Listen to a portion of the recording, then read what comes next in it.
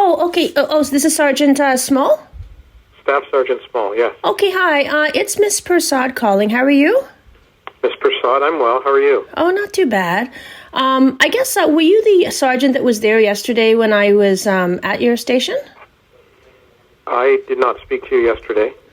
Yeah, I know, but there was a sergeant that was there when I was, interacting with, Officer Panday as well as, it's Guilfoy.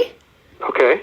Yeah, and I guess I'm just a little concerned because, I came in to, report, the sexual abuse that I've been experiencing.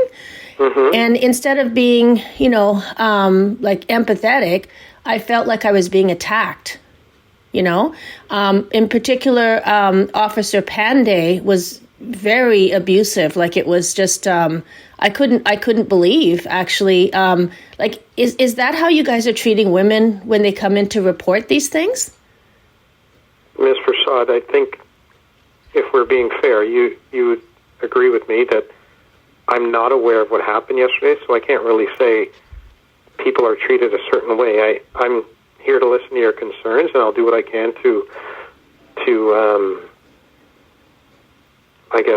address them. But you asking me if we treat people poorly, that's not really fair. Do you know what I mean? Well, it's from my experience of when I was there yesterday, and there was a sergeant there yesterday. When I asked to speak to him, I don't know if that's you. No, I wasn't here yesterday. I was actually acting for my boss, so I wasn't downstairs here. Oh, okay. Do you want to speak to the sergeant that was here yesterday? Well, yesterday when I asked to speak to him, because after I was getting poor treatment, right, mm-hmm. They actually refused. And he actually volunteered to speak to me. And then Officer Guilfoy said, oh, no, we don't want you to speak to her. And then he was just kind of lurking around. And then when I said, well, sir, I would like to speak to you, he just completely ignored me, right? Well, I love to talk to people. I wasn't ignoring anybody yesterday, and I don't ignore anybody, so I know that definitely wasn't myself. Okay, yeah, the thing is, what I don't understand is when somebody's reporting something like this, you don't invalidate women and you don't, attack them. With Mr. Panday, he just seemed to feel the need to sort of intimidate me, right? And it's just highly inappropriate. I've been through enough. I've been through enough with the situation that I'm having, right? Mm-hmm. And I've come to the police. I actually came in with an email from the Chief Justice of Canada because when I had previously reported this, back in September, the two officers and even the sergeant there, they basically lied to me, blatantly, and they just would not investigate, and they lied about investigating and said they didn't, it went back and forth. So it was suggested to me that, go back into Peel Police because this is, what you've reported is a crime and it should be investigated. So when I came in and I told this, I guess I met with this officer, Aditya Panday, who for some reason didn't want to give out his first name. I don't know why. He just seemed to feel the need to sort of intimidate me, And when you say he intimidated you, what was he doing that was intimidating to you? Because our area up here, it's videotaped, so we can obviously go back and see this intimidating behavior. Yeah, and that's the thing, because when I said to them, isn't this whole thing videotaped? They were, going on about, oh, well, that's just for our own use and things like that. And I said, well, no, the public is supposed to be able to get a copy of that as well. Well, you actually have to make an application through the Freedom of Information. And if that's something you want to do, then you go ahead and do that. I think there's a cost associated to that. But if what you're doing is making a complaint against an officer, then we can obviously go and corroborate what you're saying, or it will refute what you're saying. Do you know what I mean? Yeah, and you know what? I'm trying to, all along, I've been trying to be you are actually very reasonable.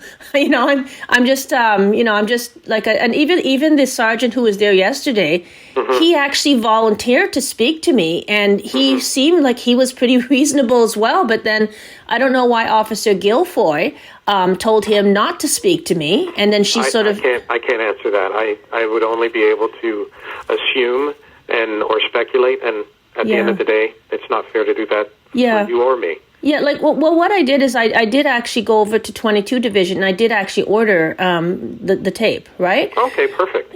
So I would like to sort of see it, but like, I'm not, I like, at the end of the day, I'm not here to, reprimand anybody, but the treatment was just so bad. Like, he was downright abusive to me, Can I ask you to excuse me a moment, please? Mm-hmm. Can someone answer that call, please, on my line? Hi there. Hi. Yeah, I mean, when women are like, I've actually been getting support from a couple of women's groups, and that's actually one of the things they said. They said the police will re-victimize you, even courts will re-victimize you and stuff. And I think that's, if I may address what you just said there, I don't think that's an entirely fair or accurate statement to blanket that the police will do that. Do you know what I mean? If we're being totally fair, for someone to suggest you that what we're going to do is re-victimize you, that kind of breaks down the relationship we're trying to build with our community members. Do you know what I mean? Well, what happened? I'm just going to ask you to hold a second once again, please. Sorry. I'm actually on the phone. Hi, sorry about that. Yeah, no, that's okay. I mean, I know you're a busy guy. Do you know? No, it's okay. But do you know what I mean? Well, like, for us to turn around and say that, well, the police will do this all the time, that's not entirely fair or accurate. But here's what it is. What I've experienced so far is that. So what up to this point, would you agree with me?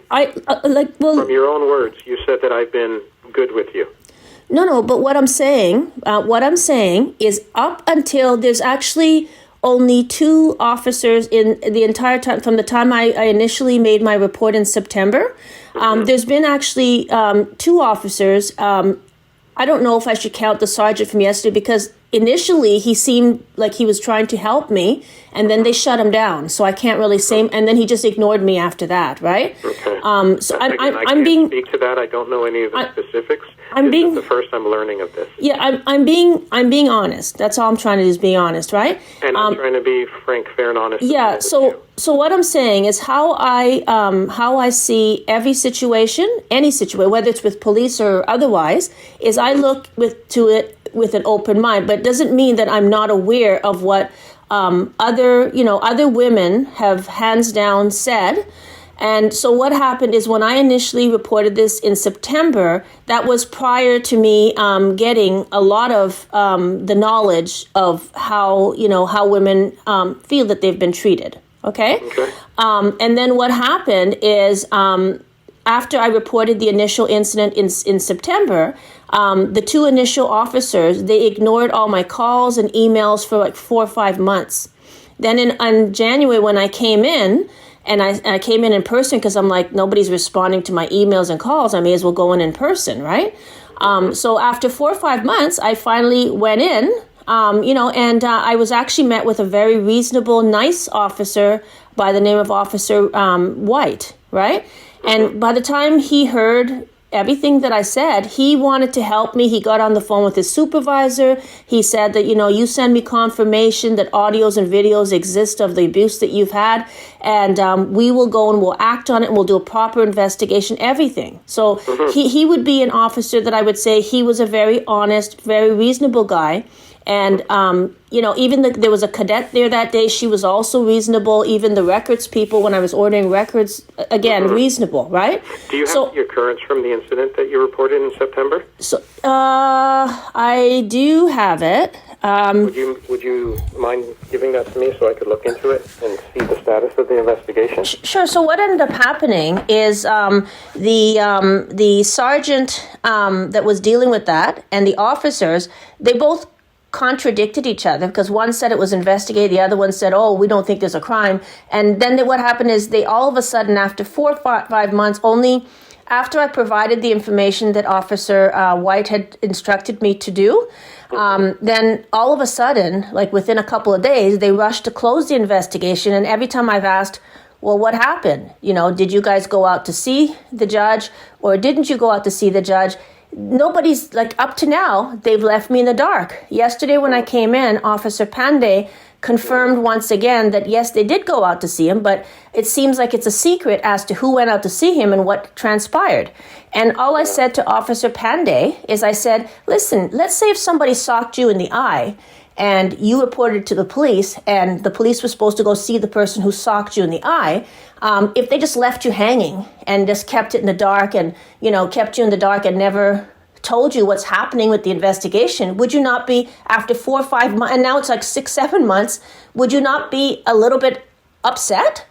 I mean, it's reasonable that you would, because you're going, I did nothing wrong. I reported something that happened to me. What you're telling me, I agree with you 100%. And I'd like to look into it more so I could give you a more full and robust response.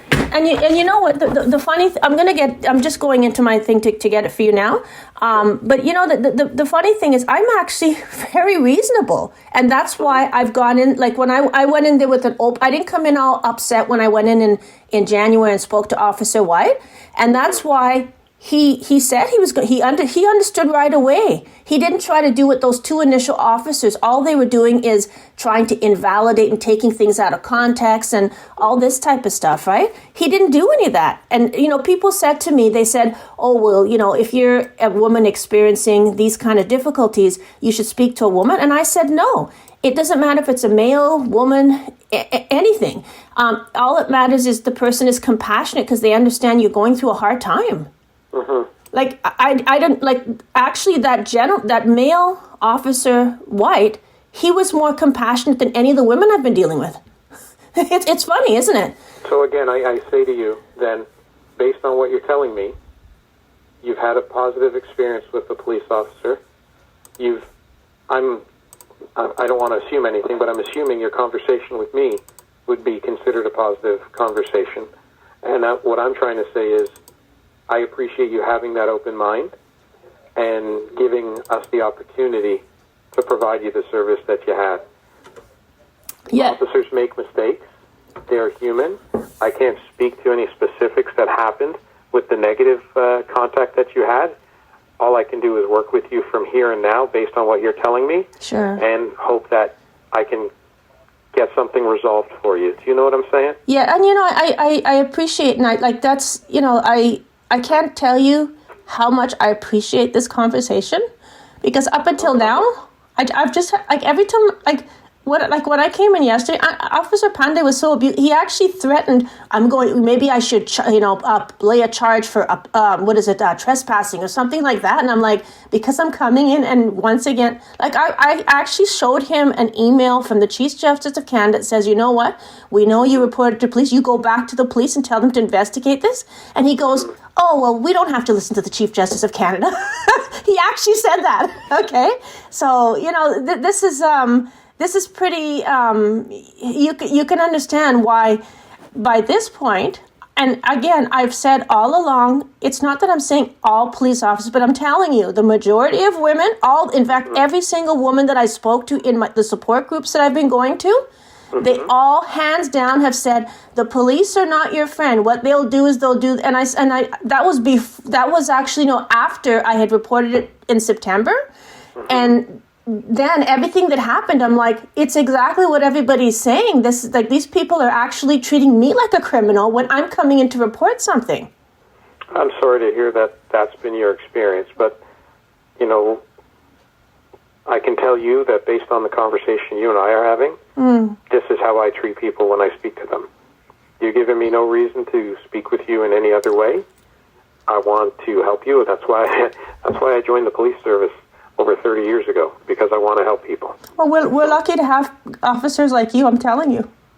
Well, that's kind of you to say. I appreciate that, but again, I do want to try and help you. And Officer White was amazing as well. Like, I just, you know, and even yesterday... Unfortunately, I'm not sure who that officer would be. All right. That's not an officer on my platoon, I don't think. Yeah, no, and the reason because that was 22 Division, and Okay, so... yeah, that makes sense. And so what happened is I didn't want to deal with them because the sergeant was lying out straight out, and so was the police officer. And if people are going to lie to you like that, and they both of them contradicted each other, right?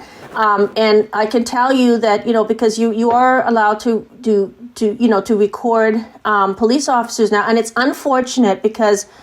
Like it used to be. I grew up in Canada. I grew up in Ottawa, mind you, and it used. City. Yeah, it used to be that if you were let's say if you were lost or you experienced any trouble, you could find if you found a police officer, they would help you. Like they would maybe give you a lift home or like it was just such a different time.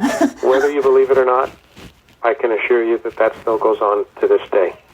Yeah. Well, I mean... It might not have been your recent experience, but I can assure you that positive interactions occur with members of our police service in the community hundreds, if not thousands of times a day across our country. It's unfortunate that the negative incidents are the ones that receive the most publicity, but I can assure you that when we have what we call our morning meetings, they're called parades. When we have our morning parades, at no time are we ever discussing how we're going to go out and be difficult with people or get into conflicts with people. And I know it sounds silly to say that, but I'm telling you that because I want to assure you that we do go out each day with good intentions. And I'm sure you've heard the saying that the road to hell is paved with good intentions, but we do try and do our best each and every day. I because that's what we do. That's what we get paid to do. Do you have that occurrence number? I do. I do. The first one from September, it's P as in Peter. Yes, it is. PR. Yeah, and it's 2203. 2203. And then 11. 224. 224. And yesterday, I think Officer Guilfoy, she did finally, because Officer Pandey was completely refusing, and like I said, his treatment of me was not very nice. And that is actually why people are recording policemen now. It's because of officers like that, right? Well, we actually have recording devices ourselves. Yeah, but the problem is, and I'll tell you, because what happened is when the initial two officers came out, their body cam and the body cam was actually edited, right? Oh. So you're not getting even when I went in to see Officer White on January 19th this year, when I said to you like he was just so positive and he just he said he would like really go out of his way to help me and make sure, he got on the phone with the supervisor right away and they said, oh yes, let us send you confirmation that the audios exist and we'll go and get a production order to get it, right? And then what happened is the initial two officers, especially one in particular, they stepped in and they basically blocked him from being, and he even came out to see me and he told me, and I have it on body cam because I have my own body cam now, right? Oh. And yeah, so we recorded each other, right? Okay. Yeah, just because the problem is that if you guys are editing videos and audios or whatever, and I actually ordered the body cam from the original. What I think they call that red acting. And sometimes there's information that's recorded on our body cams that are not relevant to the matter being spoken of in that instance. So they call that red acting, and they will take that information out. Now, Ms. Prasad, I'm begging you to not feel that I'm rushing you off the phone or anything. No. But would I be able to look into this occurrence and call you back at this number, or is there a better number to call you? No, this is the perfect number to call. And I can't, I feel like crying. Like, I can't thank you so much for just being so compassionate. I just can't. That's my job. And like I said to you, ma'am, my colleagues and I do this every day. So I would ask of you to continue to have an open mind when you deal with officers. I understand you had a negative incident, and it might make you feel that all officers are like that. But like I said, I can assure you that that's not what we do. But Officer Pandey was threatening me yesterday that maybe I should charge you. Like he was telling me maybe I should charge you with trespassing, right? And I'm like, I'm sorry that was your experience, but like I said, I do believe that might be your one experience that was like that, and I'm hoping that I can look into this occurrence and give you a status update that satisfies you and then I'll be following up with those officers from yesterday. All right. I hope that you find that satisfactory. Sure. Did you want the occurrence number that Officer Guilfoy also gave me yesterday? Oh, do you have another number? Absolutely, please. Yeah, it's PR230. PR230. 111. 111. 718. 718. Okay, so let me look into this. If I don't speak to you within a short little while, I will speak to you before the end of my day. Okay, all right, and when would that be, I guess? My day finishes at 5 o'clock, but I expect to call you back in about 10 or 15 minutes if something else doesn't come across my desk that I have to deal with, okay? Well, again, I just want to thank you for being you. You're very welcome, Ms. Prasad. What's your first name? Oh, my name is Mohini. Mohini? Yeah, M-O-H. M-O-H? I-N-I. M-O-H-I-N-I. Yes, because even when I called just now to speak to you, Officer Guilfoy was giving me the third degree, and I said, I'd rather speak to him because when I went in there, both Officer Guilfoy and Officer Pandey especially, they were not very kind to me yesterday. If I may say to you, a lot of times, a lot of people do call to the staff sergeant directly. And again, if I'm in another meeting, they will screen the call. It does come off offensive if you want to speak to a supervisor. It's not meant to, but that's something that I need them to do. Do you know what I mean? Yeah, but look how you can be upset with me for that one. For me today, that's my fault.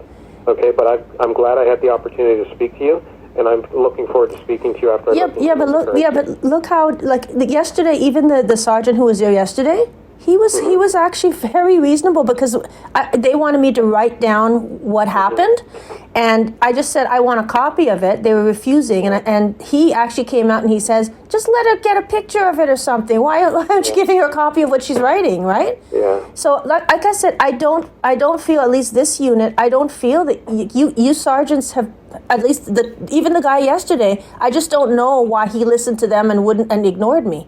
Right, but again, unfortunately, I can't speak to that. Okay? I can only hope that moving forward, I can give you the service that you're wishing to receive. Okay. And the only reason when I call in why I'm not, because what I found with the other unit, every time I called for those initial two officers, they would not call me back, and then everybody would tell me send them an email. I send them an email. Then I called back, and this went on for 4 or 5 months before I actually showed up in person. Because I'm sorry to hear that. All right. Well, thank you so much, eh? You're welcome, Mohini. I'll call you shortly, okay? Okay, God bless. Thank you. Bye-bye. Bye-bye. Hi. Hi, it's Staff Sergeant Small calling from Peel Police. Hi, how are you? I'm all right. How about yourself? Wonderful, wonderful. I'm so sorry to take up your time. I'm sorry? I'm so sorry to take up your time. No bother at all. No bother at all. I told you I'd call you back when I could, and it wasn't as soon as I wanted to, but I'm calling you back now while I have some time. Okay, thank you for that. Okay. So I looked into that occurrence, that initial one that you were telling me about. And what have you been told so far to date? Actually, nothing. Yesterday, when I actually spoke to Officer Pandey, he did once again confirm that I guess apparently somebody went out to see the judge. I don't know why the other unit was... Some people were saying they did, some people were saying they didn't. I know when they left here that day, they said that they were going to see him, and then I never heard back from them again. Okay. And yesterday, Officer Pandey told me that, yes, it's confirmed somebody did. And I'm like, so what happened? This is the thing. Why am I being left in the dark? Okay, well, I'm hoping to shed some light on this for you. All right. And in the interest of transparency and full disclosure, based on the fact that you came with a complaint, I'm not sure you're going to be happy with what I have to tell you, but unfortunately that's the position that I'm in, that sometimes I have to be the bearer of news that people don't want to hear. So with that said, the officers, they went and they investigated your complaint, and it says in the occurrence that they advised you that the allegations you had made would not be deemed as criminal offenses, and that there were insufficient grounds to proceed with any further investigation. Do you remember that conversation or no? No, they actually, number one, when they came out, they were taking my words out of context. I had told, and this is why I'm saying the body cam footage was edited, And I had told them that I was experiencing some memory loss, but even in the body cam footage that they did provide, I clearly told, like, they just seemed to take whatever they want and they twisted it to mean complete. Like, I've never ever used the words that the judge was checking me out. That's their words. So what happened is then when they left here, they said, in fact, one of the officers, I believe it was 4683, called me and said that she will go out to see the judge. So at that time, I said, like, I guess, I don't know if it's a day or two later, I said to her, if you're not going to properly investigate this, meaning getting the audios and videos to prove everything I'm telling you, then there's no point in you going out to see him because he's just going to retaliate. Right? So then I never heard back from them. Okay. And then when I came in January, finally 4 or 5 months later, and I spoke to Officer Ryan White, I didn't even relay as much as I relayed to them. And he right away said, he checked and he goes, there's no report. There's not really any notes. And he actually got on the phone with the officer who I believe, he had told me it was 4606, but I believe it was 4683, to be honest. And then he got on the phone with his supervisor, and they said, if you send us confirmation that these audios and videos exist, then we will do a production order, and we will go and get, we'll act on that information. So then I went right home, and I provided confirmation from the transcription management office indicating that this information does exist. And then for months, the two initial officers ignored me. All my emails, all my calls, they never called, they never responded, nothing. Now, as soon as I come in, and she's trying to, we're the officers that, are in charge of this. And I said, well, if you're the officers in charge, why didn't you do anything all these months? Why did you just ignore me? Yeah. Right? So at any rate, she came in and she was trying to basically, she was saying that I said things that I didn't say, and they were taking words out of my context. And you can appreciate, I don't know if you've ever, about this book, but so sometimes you can't put into words what you see, right? Or what you hear. And this is why if there are audios and videos, and I told them there right in September, I said, instead of having me relive this, instead of having me try to describe things, and when I'm saying it to you, I'm saying things based on my memory, but it's not in the same context as the hearing, as the event, right? It's like yesterday. When I came in, I told you I spoke to Officer Pandey. I cannot describe that. If I show you a video of what he was doing, then you'll say, ooh, right?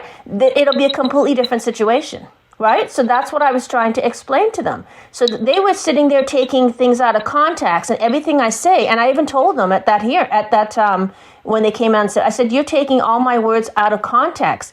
And in fact, when I spoke to their sergeant in January, February of this year, she confirmed that she said, number one, because what happened is because they did nothing, and I'll tell you, this has happened to me before with Peel Police where they actually go to the perpetrator and tell the perpetrator how to screw over the victim. And that's happened to me before, right?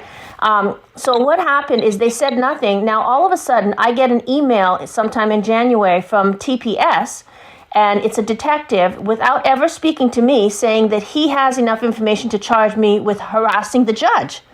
So I said, well, wait a minute. You've never spoken to, and this is all done by email. I said, you've never spoken to me to hear my side, and you're already looking to charge me. But he's saying, because I'm busy, I'm not going to. And I said, well, please send me the disclosure of all the information you're saying you have, because I know I've done nothing, right? And then I said, Do you have that officer's name? Huh? Do you have that officer's name? Yeah, Officer Ward. I copied all of Peel Police because they had been doing nothing. Yeah. I copied them on it, and I basically spoke to Officer Ward, and I assume from everything I presumed that he was being biased, and it turned out he was.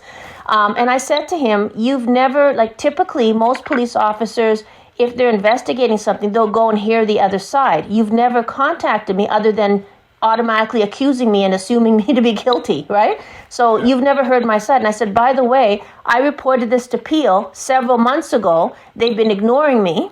And then that's why and they were actually, TPS, they were ready to actually, once I told them the whole side and I said, listen, here's a letter from one of the women's support groups I've been getting support from for this situation. And they were actually compassionate, and they were actually going to send me to their sex crimes unit. But this, I had to let them know that this is already started with Peel, and Peel did nothing. So then they said, well, we'll have to refer you back to Peel because you started this with them months ago, and they did nothing. And like he was kind of in a way almost making fun of Peel, like, oh yeah, you're in real good, you're in real good care with Peel, because Peel's basically just left me hanging there, right? And so now Peel did nothing. This guy, without ever speaking to me, was ready to act on behalf of the judge, and I've explained to Peel, he's acting on behalf of the judge, so there's no way the judge wants these audio tapes released. Yeah. Because it's going to incriminate him, not only incriminate him, but the other part that they seem to have been ignoring, it's not just Justice McEwen. What happened is after Justice McEwen is basically the head of that department, all the judges work for him. So what happened is throughout the hearings after that, you'll hear a whole bunch of other judges that work for him and the lawyers involved in my case basically plotting and saying, every time I mentioned the sexual misconduct, they would sit there during the hearings and say, how do we silence her? How do we shut her up about the sexual misconduct? And they're saying, let's falsely label her vexatious, and therefore we shut her up, right? I did relay all of this to the Chief Justice of Canada, and they actually sent me an email, which I brought into Peel yesterday. And he said, this was from last week. And he says, I know you reported to Peel Police, but he said, police, you go back to the police and you tell them this is a criminal investigation. They should be and even the sergeant from 22 Division, Sarah Wood, she acknowledged right in our conversation, she said, you give us information, we're supposed to act on it to investigate. They've never acted on the information that I gave them. I gave them that right in September. I said there's actual audios and probably videos too, because everything was via Zoom. See, what happened is all the judges, because of COVID, none of them realized that the hearings were being recorded. Oh, okay. So what happened is they were just doing things, I guess, like how they normally would, where they felt they weren't being recorded, so they could do whatever. So he was coming on to you and basically, expecting, like he did it sort of, like a negative affirmative, where you're like, you don't really want me. You must be using me, like that kind of thing. And that's why I was trying to explain to those initial officers, I cannot adequately describe, because a lot of the things he was doing, like talking like a child, and like a lot of the things like that, where somebody's showing, expressing that they're attracted to you, and that they're expecting sex for their orders. A lot of that you can't. If I try to put it into words, like even yesterday's instance, if I try to put into words what Mr. Pandey did, I cannot, and that is why.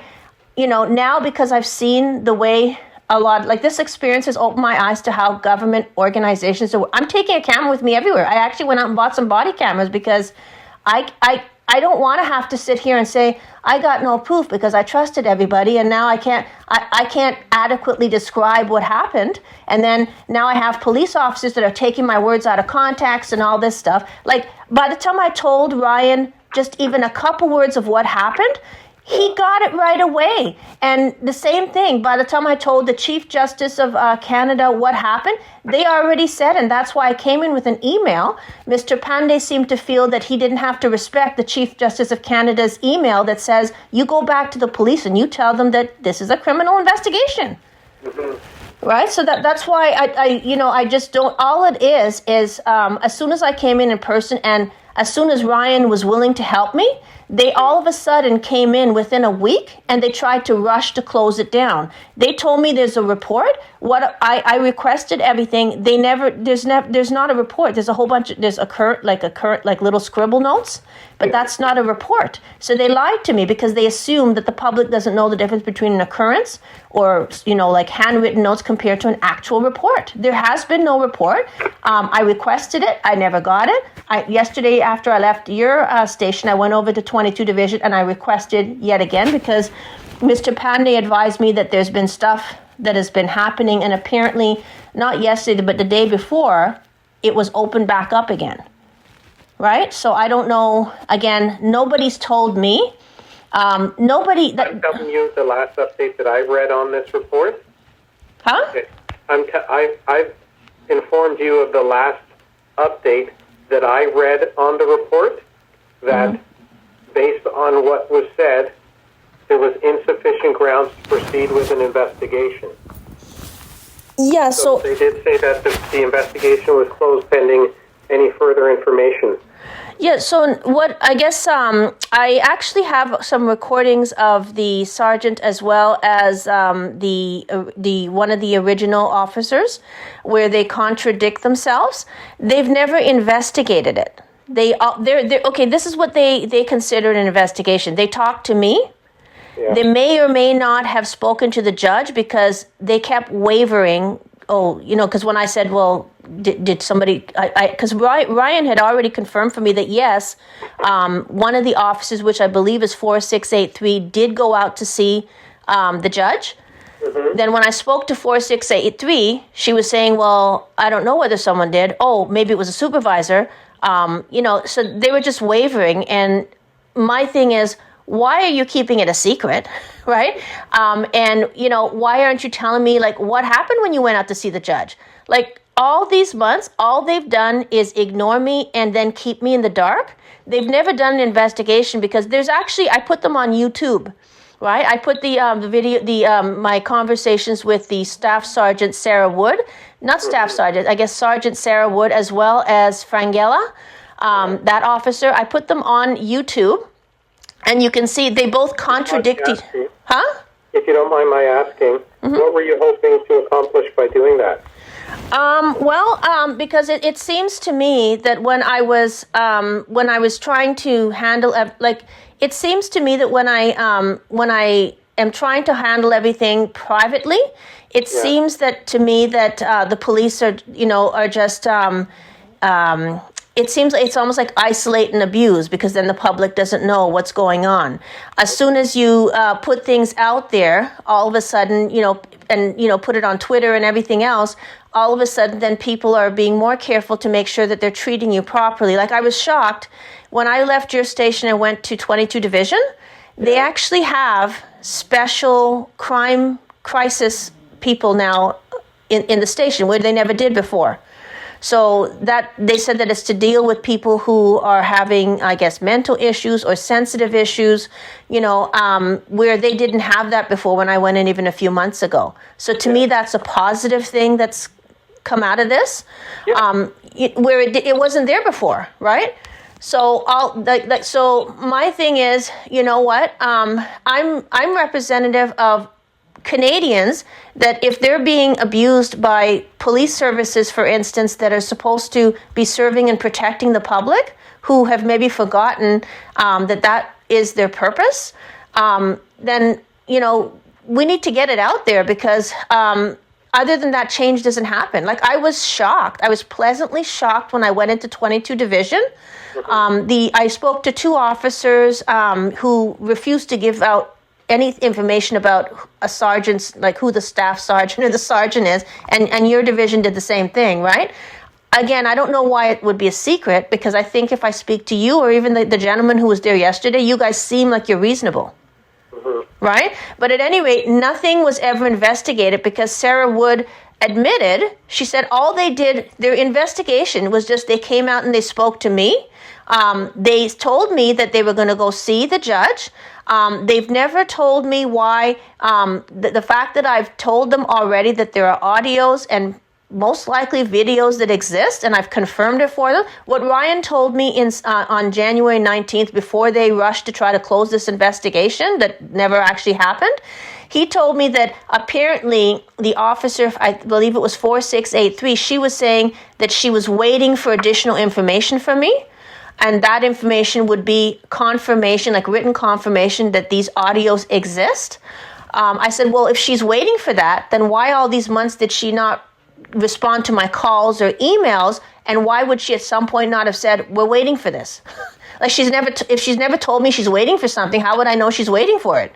So then that's when Ryan said, listen, you go home, you send us that information, which I sent them the same night, and then they didn't act on anything. And then all it is no matter what you tell them, I even said to her, like, if you listen to the comment, I even said, listen, whatever you've, and you can actually see the Sergeant Sarah trying to put words in my mouth. So if I say, I've provided you confirmation of these audios, she's saying, oh, you've provided us the recordings of the audios? And I said, no, confirmation. And that is what they came out to do. I think they feel what their job is to invalidate women. Right? Everything you say, they just don't want to do an investigation. They just want to invalidate you so that way they don't have to investigate. And they have never done an investigation, and they know it. I thought good grounds in that we shouldn't blanket statement all police. I thought we agreed the last time we spoke that, again, it's kind of unfair to say that all police do that. No, but the experience that I've had of these policemen, other than Ryan and yourself, has been that, right? And it's like the majority, right? So you can appreciate, number one, first of all, you're already going through a hard enough time with what happened to you, right? With what these judges tried to do. Like, they're basically trying to falsely label me of being something that I'm not, right? The hearings prove, huh? And what is that? Well, what it is the lawyers were saying in order to cover up the sexual misconduct of Justice McEwen, to falsely label me vexatious, because that apparently prevents me the ability to now self-represent again, right? And that's all in the hearings. So you know how they say the cover-up is sometimes worse than the original crime? I don't know if you've ever heard of that saying. No, I've never heard that. I actually just recently heard it on the TV, but yeah, that's apparently what they say. Well, that's what it is, because what they've been doing is they're trying to falsely label me in order to cover up the sexual misconduct of Justice McEwen. Like, if I'm going into court, I do not have to give sex to a judge just to get my basic rights of disclosure. Like, that's what it was. I was just asking for disclosure. And you can appreciate, I went to civil court because my mother passed away, which is a hard enough thing. I had to run after my brothers who stole everything, right? And then, to have him lay all that on me, where now all I'm asking for is disclosure on my mom's estate assets. Like, just picture yourself, if one of your parents died, wouldn't you think that you have the right, and you do have the right to know about her assets or your dad's assets? And if somebody's trying to get sex, a judge of all things, out of the blue, he's coming out and he's telling you that he wants sex for his orders. And then the orders that were previously given to me, he starts reversing all those orders when I wouldn't respond to him. Right? And then all the judges, when you try to tell you're thinking to yourself, you're telling these judges what happened. And initially, I actually tried to protect the guy because I didn't want him to get in trouble. I just wanted to, but just give us the disclosure and let's move on. Like, if somebody's not interested in you, let it go. But he was, he was trying to force me, and I don't know, but I can't be attracted to somebody who's trying to force me. Yeah, no, that's understood. Right? So, I mean, they never investigated anything, and if you listen to the recordings, and I actually copied the Chief Justice of Canada as well as, the Attorney General of Ontario, who was that you spoke to? Who's the Chief Justice? Oh, David Lametti. Everybody's on Twitter, eh? Yeah, and what's his title again? So he's the Chief Justice of Ontario? No, he's the Chief Justice of Canada.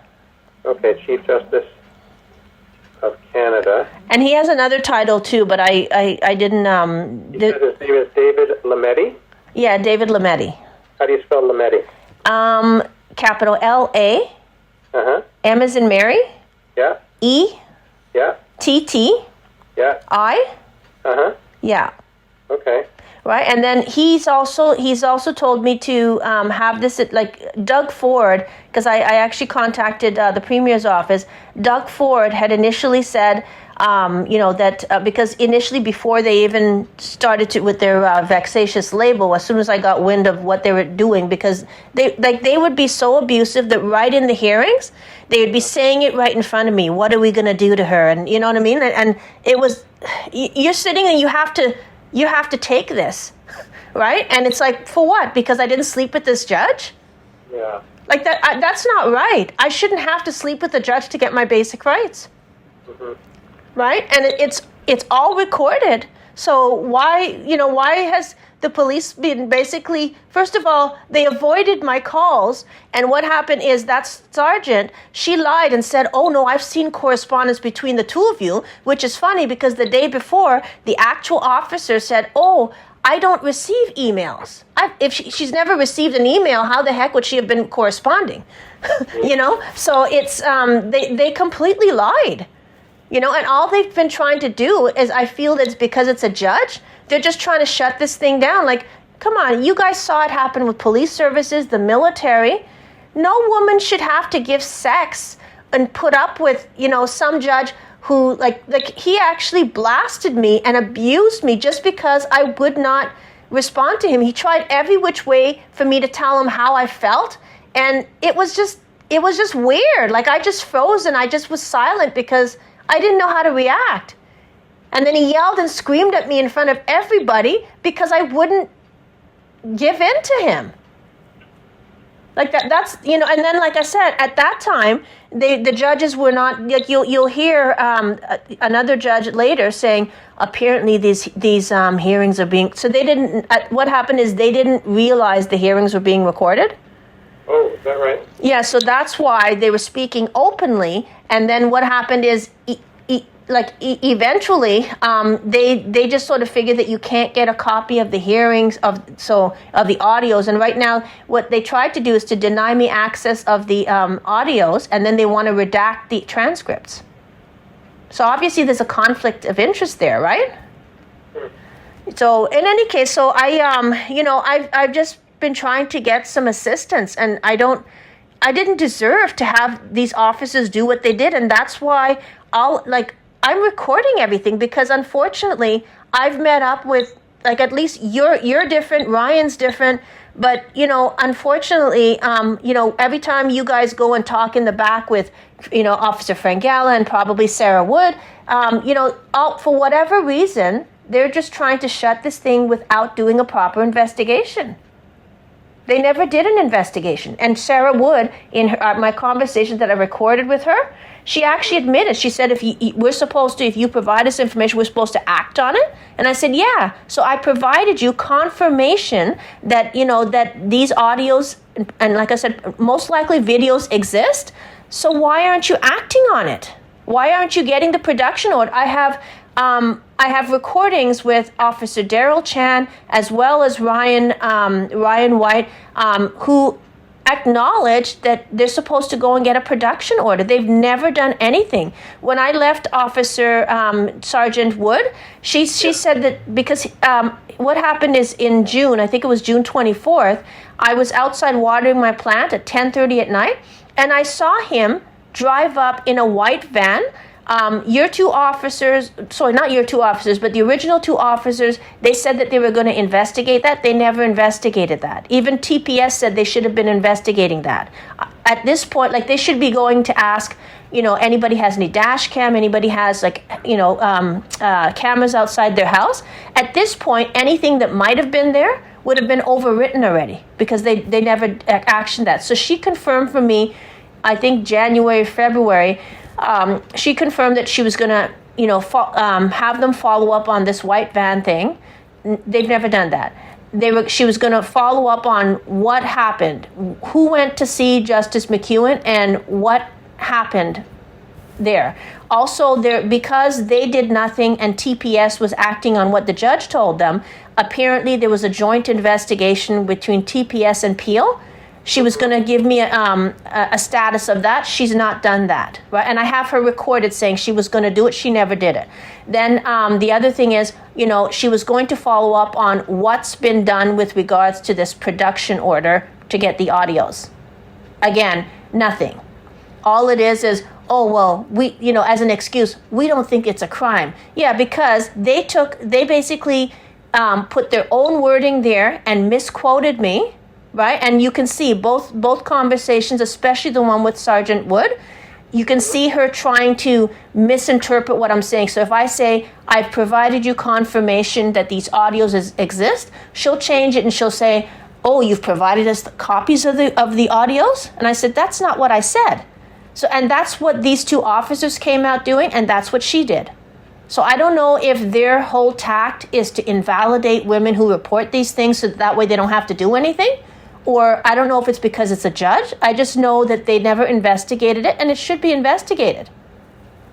Like, it only costs, and I'm willing to pay it, it only costs $12 to get the audios.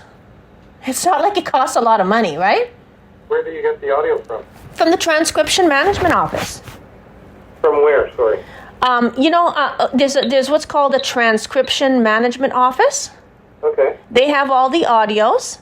Yeah. So all you do is if the judges are not willing to give them to you, apparently you go to a JP, a Justice of the Peace, and get an order to get these audios, and then the transcription management office will, they email them to you.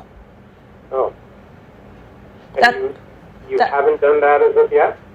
No, when I did try to order them, the judges are denying me access to the audios, and then they want to redact the transcripts.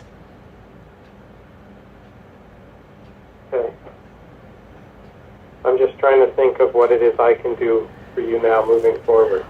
Yeah, so they never acted, and then what happened is one of the original officers, she's claiming, which is contrary to even the edited body cam footage that they did send me, she's claiming that I never told her that the judge wanted sex for his orders. Yet even on the edited body cam information, I say right in there. And even on the conversation that I had with her back on January 26th or 27th, right in there, I've said to her several times. That's what's on your recordings? That's what's on my recordings. Yeah, I had a telephone call with her, and I actually have another I have another conversation when I went into the station where she lied about all that, and I told her very clearly. I said, I don't know why you're taking my words out of context and twisting them to say what you want them to say, but this is what I'm telling you. This is what I told you back then, and even if you didn't understand that back then, I'm updating it. And why is it as soon as I relayed not even a fraction of what I relayed to them to the other officer, Ryan White, he got it right away. Right away, he was willing, he got on the phone with the supervisor, he got on the phone with her, and, like I said, he said, send me confirmation that these audios exist, and we'll go and investigate it, right? We're going to do a proper investigation right now. Were you able to send that to him? I sent it to him the same night, the same January 19th, and then within a couple of days, I think when they came back into the shift, which I believe was January 26th, one of the original officers, when I came in on that day to speak to Ryan White to say, okay, have you gotten the stuff? I sent it to you. She interjected in our conversation. She says, well, I'm the officer that's in charge of this. And I said, well, if you felt that way, then why all these months did you ignore me and do nothing? And now I've sent you additional information. And she says, I don't get emails. I'm like, you don't get emails, then how come the week before you actually got the email that I copied you guys on from TPS? Yeah.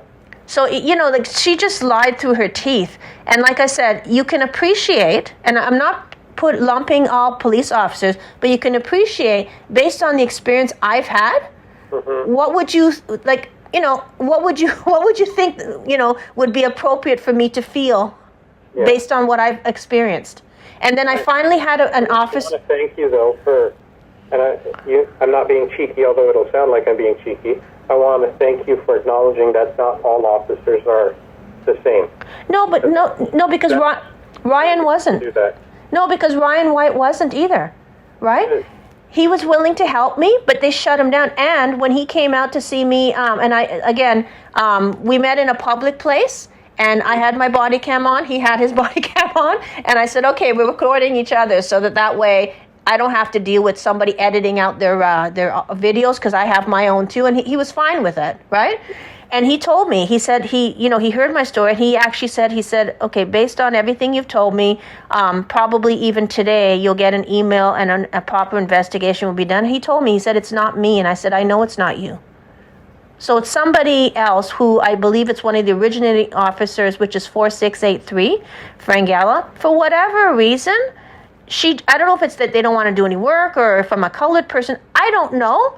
But for whatever reason, she just seems to like intimidating me.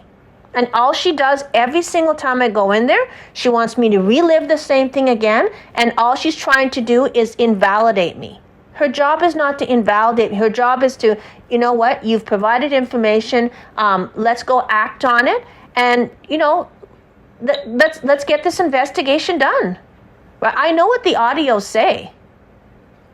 Right? Because I was there.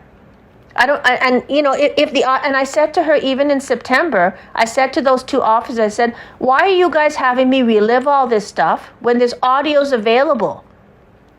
Right? It's stressful for a woman to have to relive all the stuff, like all this abuse that she's gone through. Yeah. Like there's no reason for it.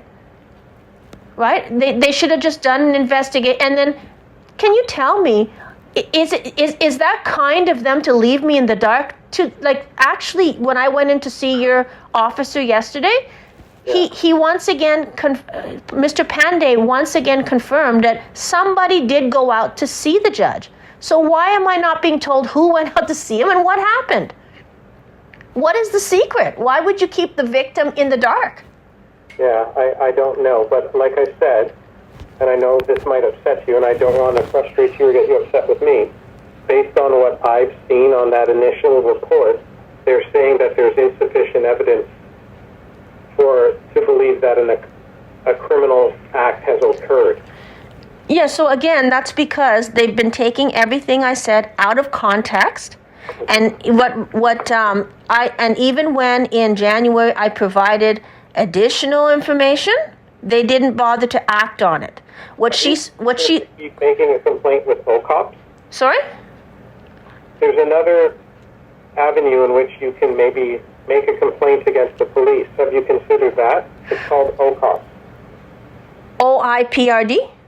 No. Well, yes, actually, it is that. Yes. Yeah, I'll tell you. I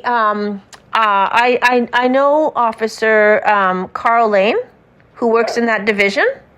My old partner. Yeah, well, you're not going to like what I have to say. I thought he was a nice guy because, again, years ago when I had a situation with landlord and tenant, I had the police officer that was sitting in my driveway, or rather standing in my driveway, telling my tenants, like literally advising my tenants how to screw me over. Right? And so I had made a complaint, and so I got to meet Officer Lane. Now, at that time, just to get it over with, I just signed his form, and, I thought he was a good guy. So he had left me his number and said, anytime you have an issue, give me a call. So when I had this issue, I gave him a call, and to my surprise, he sat there and he was trying to, he was just saying, oh, well, if you send something to OIPRD, it's going to come to me, and I'm just going to make up this excuse and that excuse. And I recorded him too, right? And so what I'm seeing happening is when you come into the police, the first thing they do, like your policeman, Mr. Pandey, and the first thing he did was here's the OIPRD. Yeah, because you're going to get somebody like Carl Lane who will sit there and make up some excuse that, in other words, they're supposed to be there to protect the public against policemen that are doing incorrect things. Instead, they're protecting the policemen, right? And basically promulgating so that this kind of stuff, this kind of corruption goes on. Right?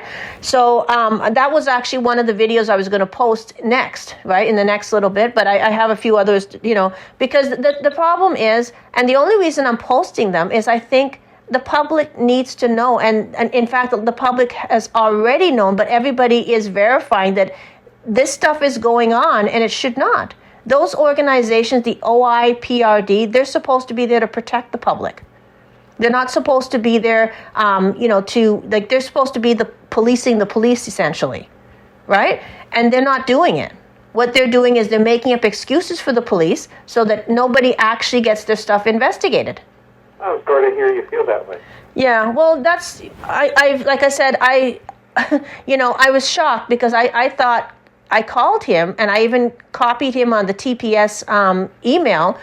Because I thought that, I thought that he really meant it when years before he said, if you have an issue, just, contact me and I'll try to help out. But instead, he even told me, and I have it recorded, where he said that he was going to go over to the officer, Ryan White, who's the only officer that was willing to help me to get this investigated, and tell him not to help me. And all of a sudden, Mr. White, he wasn't going to help me anymore. And Mr. White even told me at the last time I met with him, when he came out and he said he was going to investigate the white van, which they again never did. He told me, he said, it's not me. He told me, and I videoed him because I had on my body cam just like he had on his body cam, right? This needs to be investigated. And to just take those initial two officers' word, number one, they misconstrued everything because they took everything out of context and they just, decided what they wanted, but they didn't actually,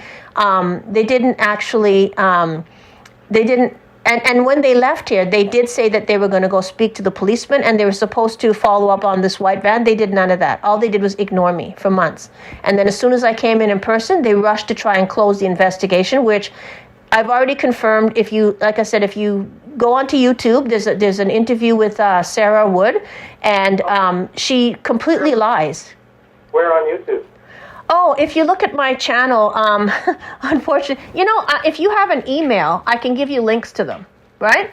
And both interviews. And I actually took both interviews, and a specific part where Sarah Wood says that how, I've seen correspondence between you and these officers, so don't say they never responded to you. And then I just took that little clip, and I took the clip from specific to that part of the interview. I put the entire interviews on first in separate videos, and then I put the two clips back to back with her saying that she's seen correspondence, and with the officer themselves saying that, I've never received any emails. I don't get emails, You also have cleaning tips on here. Huh? You also have tips for cleaning. Yeah, I know. Well, because I'm actually a realtor, but in this situation, I guess the way I look at it is, first of all, I've participated in group therapies with a lot of women who have experienced organizations that are supposed to be helping you that are not. Other Canadians that have been falsely accused with this whole vexatious thing to basically take away their rights to actually have a hearing. I feel very strongly that this is something that, people need to know about, because people, until you get in a situation that I didn't even know something like this can exist. I just figured you go in, you present your case, and it gets judged on its merits, right? I didn't even know that they can just, it's like years ago when a woman was strong or so, they might just say, oh, she's a witch. If she's a witch, we got to burn her in the stake. It's kind of like bringing back those kind of archaic days, right? So I've just gone on there and I've just, presented based on my experience, and I've been doing a lot of reading and research on the challenges that self-represented people are getting, as well as women are getting, and I've been putting there as an education, right, based on my experience and research, because I've been doing a lot of reading on it. So it's not really necessarily to to blast anyone, but it's to educate people, because people need to know that this stuff, and there's actually a lot of people, following me, especially on my others. I'm new to YouTube, and I've had a Twitter account and both, but I haven't really been as active. But some of the other sources where, I'm just getting the word out, and people are really following and, really appreciating it, right? I even have people saying that they have a similar situation. Can I help them, right? And I've just been saying, here's some resources, because I can't give them advice. I'm not a lawyer, right? Yeah, no, good for you. But it's to help. And I feel like even police services, before, Peel Police never had, a crisis crime. I know I have these people. I went into 22 Division, and they have this big thing, crises. So then I asked them about it, and they're like, "This. It looks like it's a new thing because they didn't have it a few months ago." So that's a positive thing. Yeah. Right? That's a positive thing. And even yourself, look how nice you're talking to me. I mean, like I said, it's unfortunate. I went in, and the two officers that I dealt with yesterday, my God. And I like I said, your sergeant seemed like a nice guy, because he seemed like he was trying to help until they shut him down. Yeah, I'm sorry you feel that way. Yeah, so again, this thing needs to be investigated, because the problem is it was never investigated. And that's why, it's not that I'm trying to be facetious, but it's that I think these, I went into the appeals court, yeah, and I put the video on there, and that lady tried to abuse me. I was sitting there calmly going, I'm just trying to file my appeal of this false label. Where are you located, Mahini? Huh? Where are you located?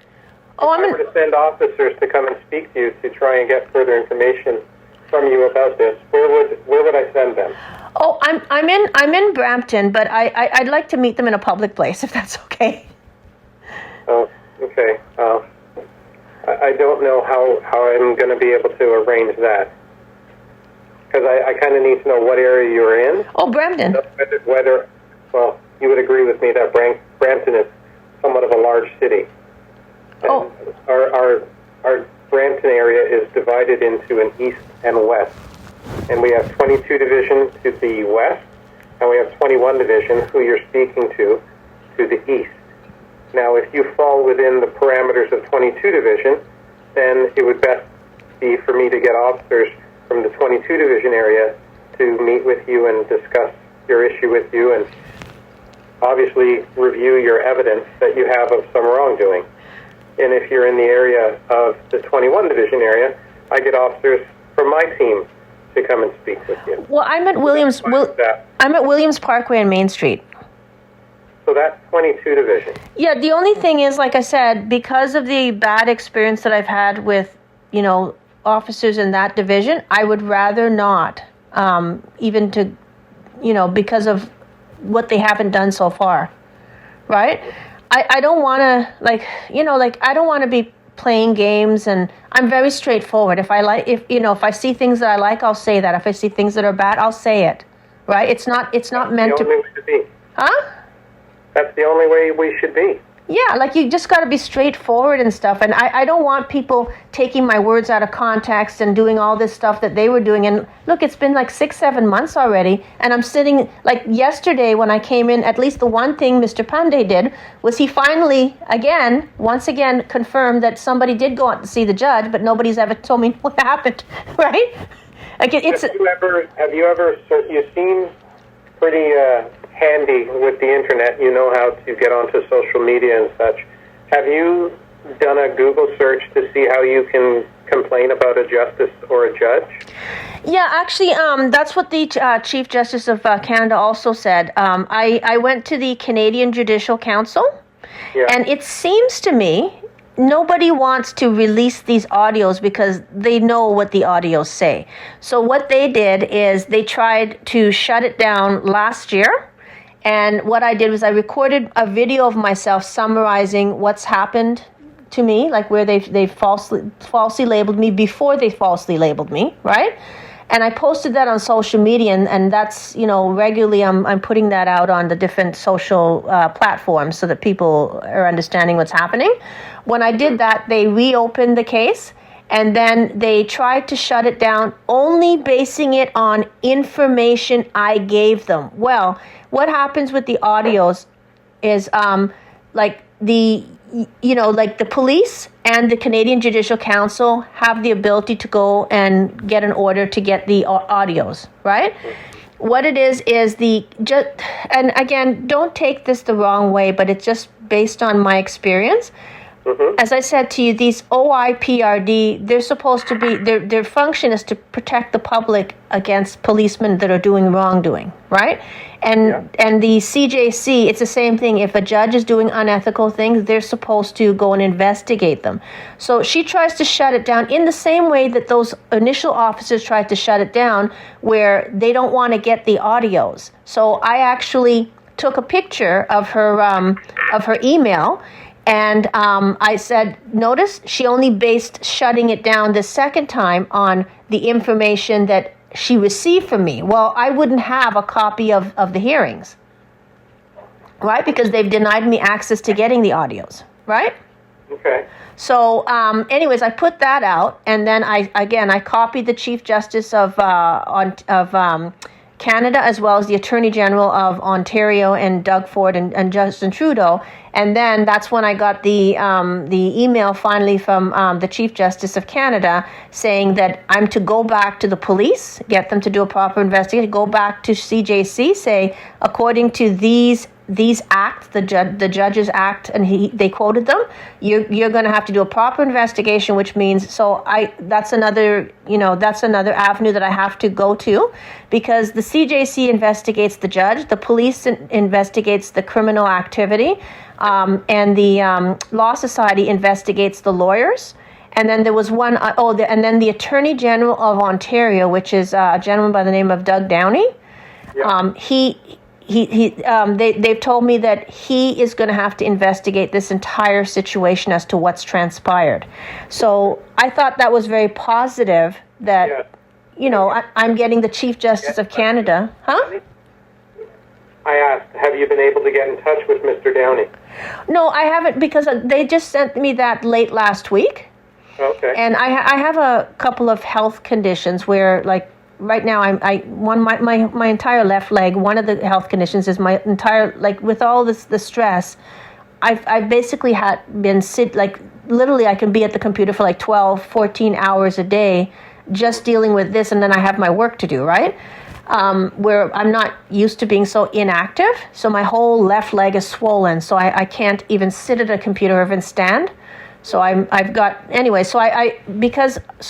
first thing I thought is, okay, I took a few days, and then, with all the stress, you can imagine. So I took a few days, and then the first thing was, okay, let me go and speak to the police and get them to do a proper investigation. And then one by one because when I go back to the CJC or even Doug Downey, I have to write up a proper email, with all the right information in it. And it takes time, and you know what I mean? Like it takes time. I can't just do it in a flash, right? Yeah. Because, and say, okay, this is why it should be investigated, and here's an email from, saying that I should be going back to you to get, because Doug Ford, before all of this, back in September, Doug Ford had asked Doug Downey to investigate it, and for whatever reason, he never actually investigated it. And that's why the Chief Justice of Canada is saying, no, you go back to him. He's supposed to have investigated it. So, my challenge is that and it seems that nobody actually, because nobody wants to go and get these audios that would very simply prove everything, right? And instead, they're putting me through like when you hear the stories of the military women and the police women, they went through the same challenges where nobody wants to help them, and they're fighting like heck just to get people to stand up for them, because no woman should have to sleep with the judge to get their basic rights. Correct. Like the guy's just giving me disclosures. Mahini, if I were able to get officers to give you a call and meet you, would you be agreeable to that? That would be awesome if you could do that. Okay, I will do my best to do that. I'll follow up with you a little later. I'm going to see if there's officers that are available to get in touch with you, and then I'll let you know that they'll get in touch with you, and then you could make arrangements to meet with them. Are they going to be from your division? Well, that's what you told me your preference would be. Yes, please. Again, understand that I have to deal with matters in my area. Yes. Okay, so I don't know, I can't put a definitive timeline on when I'm going to get someone to get in touch with you. Okay. Okay? Well, I think you're awesome, and I can't thank you enough. You're welcome. I'm just doing my job, Mahini. You know, I can't, I just can't even express how thankful I am. No bother at all. I know you appreciate it. All right. And again, I don't think all police officers are bad. Unfortunately, I've had some really bad ones. I understand, and I appreciate you acknowledging that. That means a lot to me. Yeah. Well, thank you for being you. And I guess, so you don't know when you'll be able to get back to me then, eh? I just want to make a promise to you that I cannot keep. Okay. Okay? All right. So, you said the police officers will call me? I'm hoping that I could get someone to call you within the next little bit, yes. Okay, like a couple days maybe? Within a couple of days, hopefully within an hour or two. Okay, well that's amazing. Thank you so much, eh? You're welcome, Mahini. You take care of yourself, okay? All right, you too. Bye-bye. Bye now. Hello? Oh, boy.